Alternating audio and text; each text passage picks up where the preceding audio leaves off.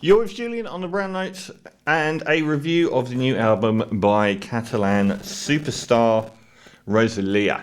Now, her second album, Mal Querer, was one of my albums of the year. I think it was in the top 4 of that year, came out in 2018, following Los Angeles in 2017. Overnight, she became this representative of Spanish music, which had never really happened before, at a time when Latin music had become something of the rival to English-speaking pop music for the first time ever. And everyone went on about Malamente. It was an incredible album because it didn't shy away from the traditional Spanish roots, the flamenco roots and the ballads at all. But it managed to upgrade it to a very contemporary, sparsely electronic presentation, which just sounded fantastic and incredibly contemporary, which I'm sure traditionalists wouldn't have liked. But what was the track that really stood out for me? Pienso en tu mirada. I think that was the one that really stood out for me. And on the verses on that, her vocals just slayed me. Like, they just froze me. Sometimes she does have the most attractive singing voice in the world, and she is becoming a superstar. And her new album's really setting the world on fire. Motomami, I should say, with its very provocative cover. Now, I was really surprised by this album.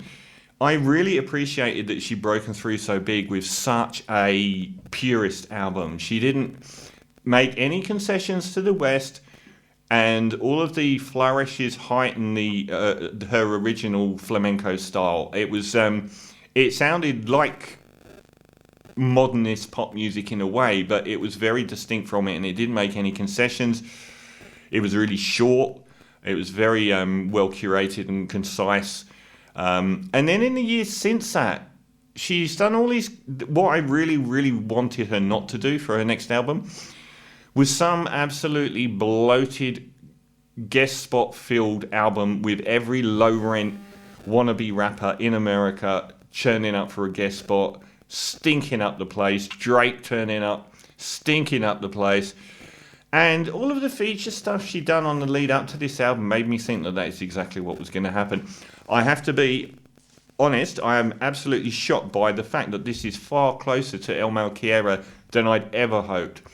It retains a lot of that album, especially the sparseness and the Spanishness, and there are virtually no real collabs. There's no rapper bouncing out from anywhere doing a Big Sean or some absolute garbage. And it is setting the world on fire as far as the reviews go. It's the best reviewed album of the year on Metacritic, which is defeating Black Country New Road, an album I gave 10 out of 10 to. Now, this is, like, looking at the cover, you would think, oh no, she's sold out here, but not at all, not a bit of it. It is an astonishingly artistically challenging album. It's very experimental. She exhibits lots and lots of different framed styles of Latin music, and it's Latin music more so than Spanish music that is to the fore here. And she does it all. She does the whole sort of Daddy Yankee thing, and she does the balladry, and she does the sort of like the harder punching pop sounds of urban Latino music, which is really taking the world by storm. It takes the templates of the narrow template of the second album, El Mal Querer, and it really broadens it out into tampering with a lot of Latin music. And I think we've reached a point now in modern society where we should just cancel everyone and be done with it, because she's now getting stick for being a white Spaniard doing Latin American music, where the people that made it famous may not be white, and her country is a colonizing. For say, really? She's not Latin enough. This is the opening sort of 7 or 8 tracks. This is a perfect piece of art. It really is. Seoko, it has a really great. I'm looking at the wrong thing. It has a really great bass lines. She does some really good bass lines on this album, and combining with the sort of almost industrial beats on this, it really does. Apparently, she is a huge fan of MIA, who was one of the most dominant forces in music in the first decade of this century. And you can really hear that coming through as possibly the most important influence on this album. Candy, the second track, is where you really get, which is quite a often soft and lovely track, with that most famous Latin beat which goes throughout the whole album. That's where what is centre stage on this album is most apparent, and that is her voice. Her voice is one of the great weapons in world music. You've got Adele, who does one kind of thing, and you've got Rosalia doing this, but she does the rapping really well, she does the chanting, and she does this impassioned, I don't know if it's called fado, the Portuguese variant on that sort of flamenco thing, this tortured vocal, and she does really pretty acrobatic vocals. It is a 360-degree weapon. I'm sure Adele's is sort of more in the pocket of powerful ballads and sort of more up-tempo bangers that are still, broadly speaking, using that powerhouse voice. Here she manipulates the hell out of her voice when she wants to, just for artistic effect, which I thought was great. When there are features on this album, like The Weeknd featuring La Fama, he is in the pocket. Virtually no words in English on this album. He does a beautiful high-pitched falsetto Spanish that goes alongside Rosalia's voice so well, and that is a great track as well. And the track that follows that as well, there are tracks here, even though they're usually like 2.5 minutes long, that go through so many sonic stages.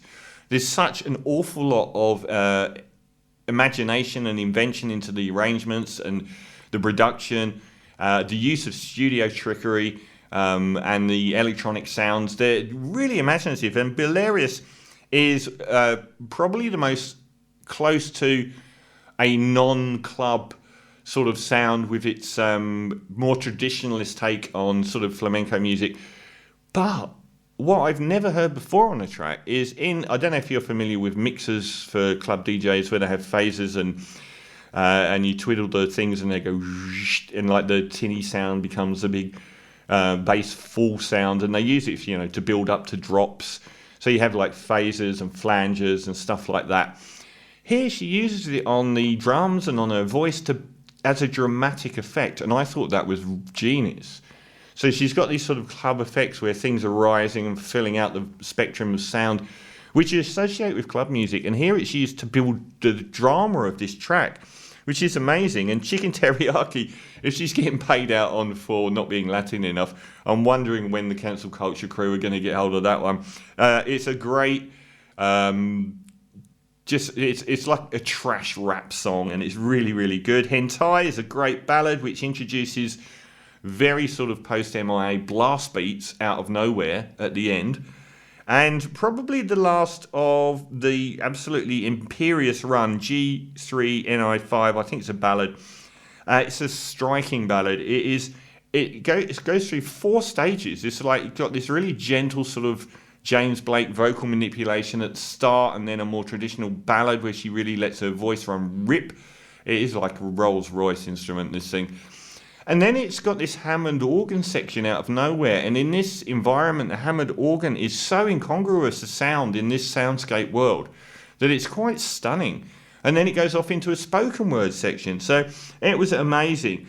If I do have any problems with this, then some of the other tracks, like I just said in the Big Thief album, but to a lesser degree, are less essential after the halfway. Up until about track 8, it is absolutely peerless. It is wide-ranging, it is cohesive, it is daring, experimental, and just mind-blowingly good.